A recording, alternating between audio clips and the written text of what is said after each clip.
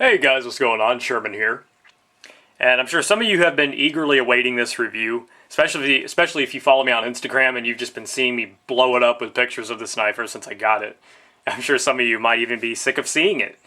But finally getting around to doing the review of one of my new all-time favorite knives as the Spyderco Techno. Now, Techno is a collaboration between Spyderco and Polish custom knife maker Marcin Schlisch.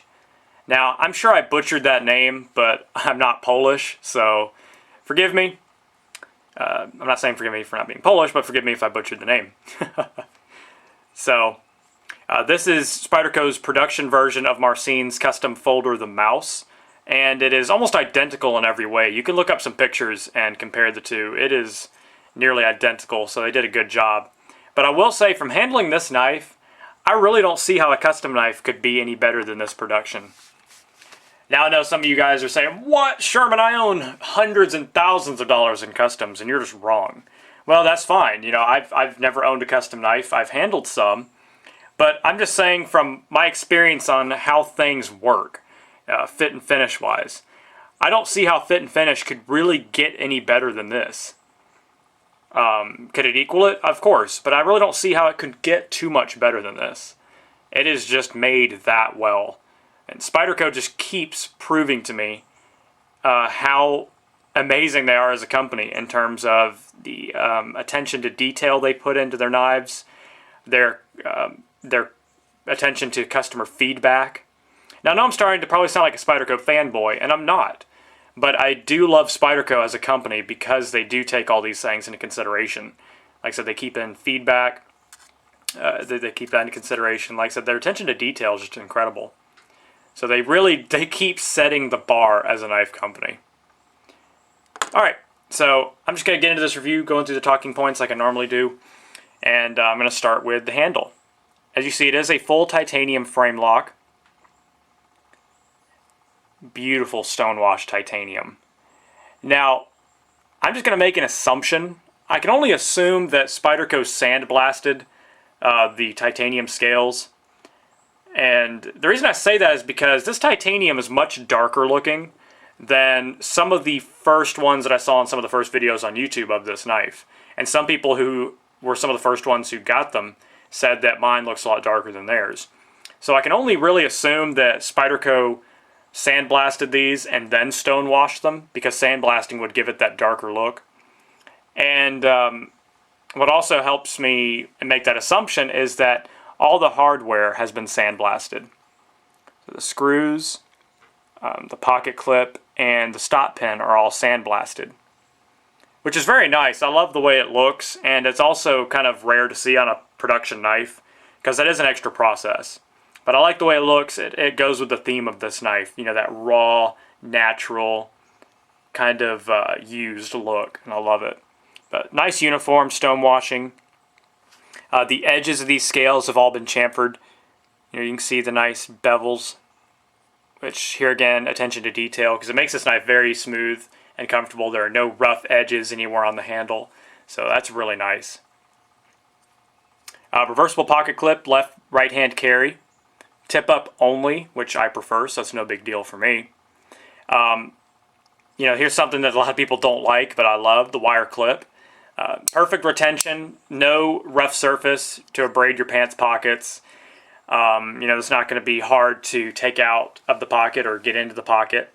It is a deep carry clip, so you know only that much of the knife's going to be showing out of your pocket, which is good. I prefer that, especially with a small knife, because gravity's not really on your side. So the less of the knife that is in your pocket, you know, the better the chances are that it might fall out of your pocket at some point in time. Might. I'm not saying it would. But I'm just saying that that helps keep this knife in your pocket. Like I said, there's not a lot of weight to hold it into your pocket. So I'm glad they went with a deep carry clip. Plus, I think that if they went with a different clip, it would look kind of funny on this knife. This knife being as small as it is. One of the standard Spyderco clips, like on the Paramilitary 2, I think it would just look kind of funny on it. So I'm glad they went with the smaller, more simplistic wire clip. I'm a big fan of them, though. But another thing I wanted to mention is that I mentioned this in my Sage 1 review, I believe, is that this kind of has the same design, is that the screws are all perfectly countersunk. You can see they do not protrude out of the handle at all. The only thing that protrudes out of the handle is the pocket clip and the Backspacer. So it makes it very comfortable to hold in the hand. There's no protrusions there. It's very nice. The one thing I will mention is if you set this down on a abrasive surface, like concrete or something like that, it might scratch up the scale. But that's not a huge issue because it is stonewash, so you probably won't notice it. But normally with knives, the screws stick up just enough to create that gap between a hard surface and your knife if you set it down. Another thing I wanted to mention about the clip, though, is that another reason why I love it is because the edges are all nicely rounded. It's just rounded because it's a wire. So you don't have to worry about, this pocket clip hitting cars and scratching them or anything like that. So that's good. I like that. It does have a lanyard hole, which is nice. It's not necessary, really. I carried this for about a week without it. It's no big deal. It's not hard to take out of the pocket. But I did add that lanyard just because I think it looks good, and it does make it a little bit easier. Alright, that leads me to one of my favorite parts about this knife, and that is the beautiful blue G10 Backspacer. 1/4 inch thick G10. I just love it. Here again with the fit and finish, that feels like one integral piece. You cannot feel where the liners meet up with the G10. It's just perfect. It has that kind of Tough Thumbs trademark gear pattern. It does protrude out of the handle a little bit, but you can't feel it when you hold the knife, so it doesn't really matter if it does or not. But it does have a nice texture. It's also sandblasted. It just looks beautiful. But if you're not a fan of blue, I can understand why you wouldn't like that. There are companies that sell aftermarket backspacers for these in different colors of G10, different materials like moon glow and carbon fiber. Or you can make your own. It'd be pretty simple. And I believe you can also take these off. I believe the screws have a barrel that they screw into inside the Backspacer. So I think you can just take the Backspacer off. You don't even need it. I believe you can try it if you have one, or if you plan on getting one, you can try it. But I love it, so obviously I'm going to keep it in there. I think it's beautiful. It really goes well because you do have that plain where I love it. It's very natural, but you do have that plain titanium and everything, dark colors, and then bam, you have that pop of color. So I love it. One more thing I wanted to mention is that it also has a free-floating stop pin. I don't know if you can see it, which means it spins, it turns inside of the scales. Now what that does is that when the blade constantly contacts it, over time, ones that do not float, that don't spin, the blade will keep contacting it, and you can actually get a small pit in the stop pin. And it's just a small wear mark from the blade constantly contacting it over and over again, which can cause lockup issues. That's over a long period of time. But since it turns, the blade is never going to contact the same spot too much at once. So it's going to distribute all that wear. So which is going to increase the lifespan of this knife. So, also very nice. I love how thick these slabs of titanium are. Really fills the hand, which is nice here again for such a small knife to be kind of hand filling. Alright, so let's just show you the blade. As you can see, it flips out very nicely. Very smooth. I did have to break it in to get it that smooth. But here you have a little bit over 2.5 inch CTS XHP steel blade. Also stone washed beautifully, nice and uniform. I love it that they stone washed it all. So I just think it really flows. See, CTS XHP, Spyderco. And CTS XHP is kind of considered and called a stainless D2. And I can see it. I can see how it has the same properties. It holds an edge beautifully. But it is a lot more corrosion resistant, especially because of the stone washing. But it does have the same kind of properties. It holds an edge beautifully, but it is kind of hard to sharpen. It is considered a super steel, and I believe this is the first production knife Spyderco has used this steel on. See, Taichung, Taiwan. But if you guys are familiar with Spyderco's, especially their Sage series, you know the fit and finish of their Taichung made knives are just beautiful. So there's Marcine's logo. I love it. It kind of reminds me of Wolverine's claws. But as you can see here, I kind of had a little sharpening mishap. The stone hit the blade a little too much. It's an amateur mistake, I know. Wasn't paying attention. So I love the blade shape. It is a modified drop point. You can see it kind of has that little swoop look. Kind of looks like a bird's beak. But what that does is that it allows your thumb a place to rest comfortably when doing cuts. So that's nice. But like I said, just enough belly. It's perfect EDC shape.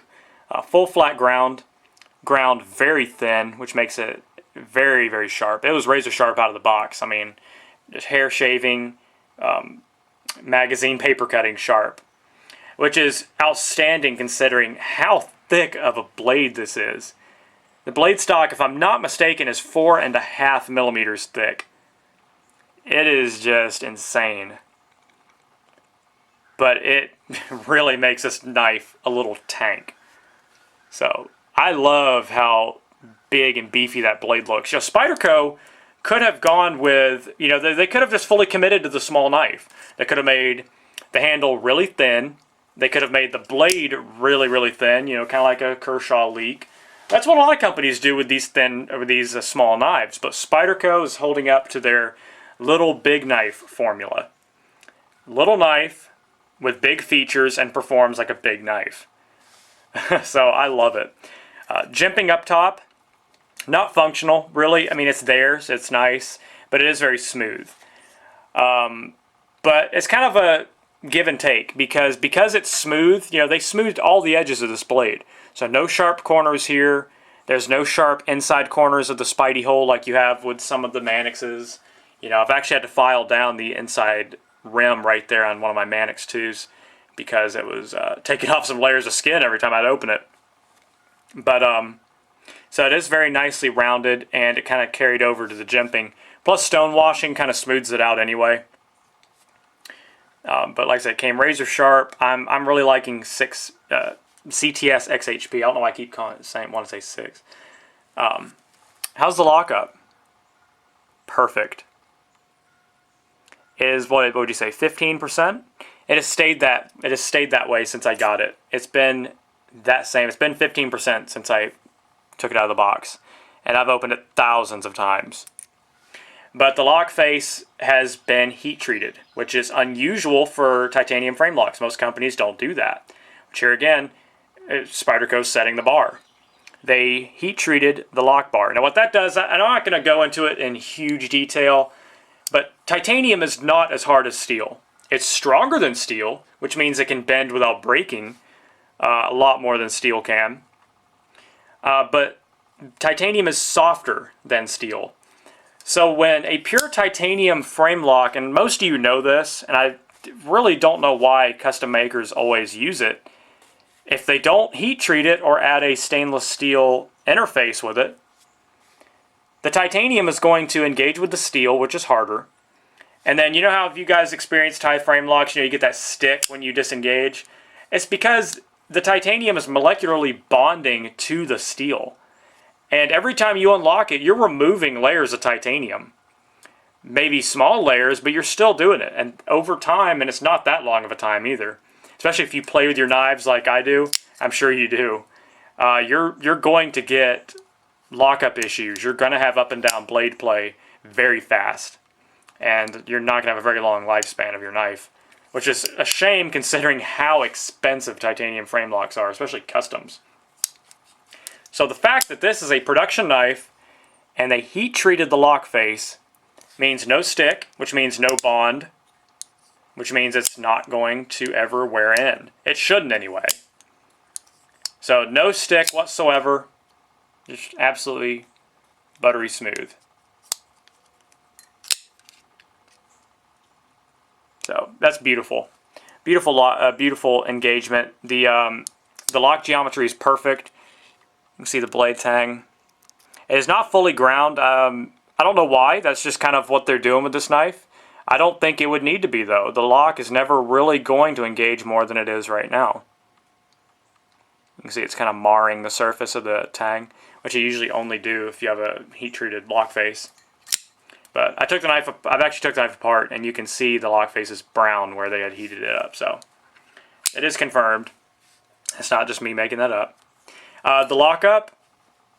I mean, I don't think I've ever had a folder with this solid of a lockup, and I've never heard anybody have issues with this knife. So The lockup is perfect on this knife. No side to side whatsoever. No up and down whatsoever. I can't muscle any. So that is outstanding. Like I said, small knife, built like a tank. You do have a nice, huge cutout for the thumb here. Perfect size, nicely beveled, and then you have that little cutout right there for you to help depress the lock bar. Easy engagement, and like I said, that big cutout does assist in opening the knife. It's not obstructed like some designs, like the Ojimbo 2. So you can get your thumb in there and make for perfect deployment. Now, what's going to take some people some getting used to is that most people are used to opening their knives, flicking your thumb straight up.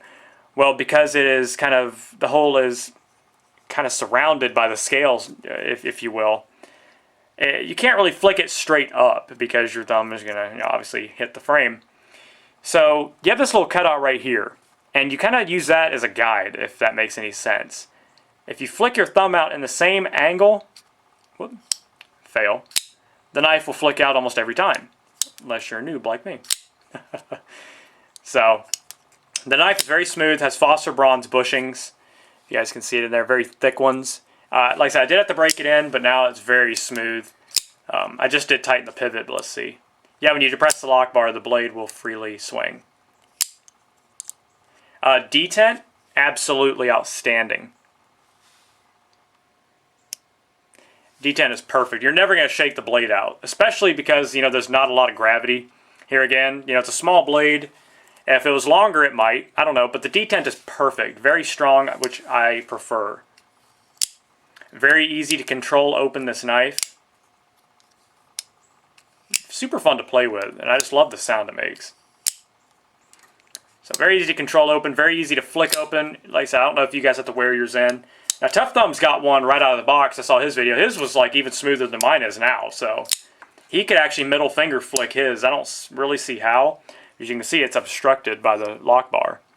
So that's another thing I wanted to mention about lefties. Yeah, you can. The pocket clip is left, right hand, but it's going to be kind of hard to open. You're not going to really be able to do it with your thumb.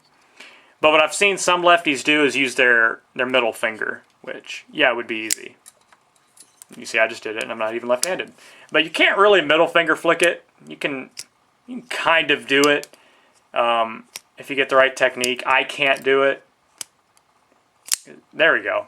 The detent is just really strong, so it makes it quite difficult. Like I said, I mentioned the blade is 2.55 inches long, so like I said, it's just a little bit over 2.5 inches. The overall length is 6 inches. Like I said, it's not a big knife, but it performs like a big knife. It's incredibly strong. Ergonomics, let me get into that. Some people have also been asking me about that. They say it doesn't look very ergonomic. I think it's very comfortable. Like I said, the smooth edges and the wide handle for its size aids in its comfort. It's also wide in this dimension too. So that's good. It's very hand-filling. I have fairly big hands, but I have kind of thin fingers. But you can see I can get a full 4-finger grip on this knife. So perfectly comfortable. Put your thumb in that little indentation right there on the blade, and it makes excellent control cutting. It's just superb. Love the ergonomics. You can even choke down and put your index finger in that little cutout right there. Kind of choke down on the knife, and you can still get a very secure grip. But, I don't know what you guys are using your knives for, but for me, that's all the grip I need to perform all my everyday cutting tasks. For an EDC blade. Now, for a bushcraft knife, no. We're talking about strictly EDC. And no, I can't see using this knife in a tactical role. Obviously, any edged weapon or any edged tool or any kind of piece of sharpened metal whatsoever can be used in self-defense. And yeah, you could reverse grip on this and use it in a self-defense role if you had to, but I don't recommend it. I have a firearm for that. I have a secondary carry knife for that. Or another secondary defensive weapon. This has been a strictly EDC cutting tool for me. And it has functioned perfectly as that.